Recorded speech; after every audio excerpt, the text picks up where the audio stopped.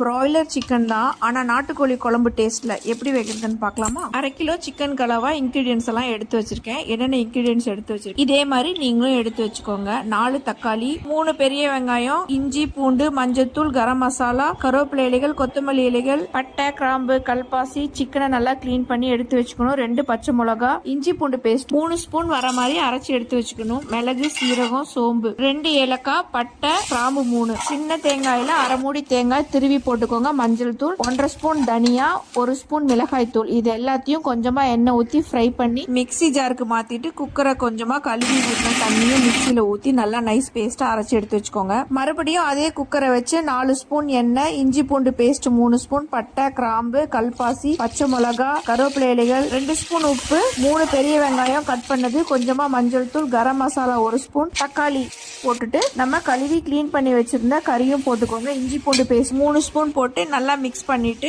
குக்கரை க்ளோஸ் பண்ணாம நார்மல் மூடி போட்டு 5 to 10 மினிட்ஸ் ஃப்ரை பண்ணிட்டு கொத்தமல்லி இலைகள் போடுங்க. அதுக்கப்புறம் அரைச்சு வச்சிருந்த பேஸ்டையும் போட்டுட்டு 3 கப் தண்ணி ஊற்றணும். எல்லாத்தையும் நல்லா மிக்ஸ் பண்ணிட்டு உப்பு கரெக்டா இருக்கான்னு பாத்துக்கோங்க. கொத்தமல்லி இலைகள், கருவேப்பிலை இலைகள், கஸ்தூரி மேத்தி இது எல்லாத்தையும் போட்டுக்கணும். இது எல்லாத்தையும் மிக்ஸ் பண்ணும்போது 1 ஸ்பூன் தேங்காய் எண்ணெய் அதுவும் கூட ஊத்திக்கோங்க. எவ்வளவு தண்ணி வேணுமோ பாத்துக்கோங்க, உப்பு பாத்துக்கோங்க. 3ல இருந்து 4 விசில் வந்தோம்னா குக்கரை ஓபன் பண்ணிக்கலாம். சப்பாத்திக்கு ரொம்ப சூப்பரா இருக்கும். ஆஃப்டர்நூன் ரைஸ், நைட் இட்லிக்கும் இந்த குழம்பு சூப்பரா இருக்கும்.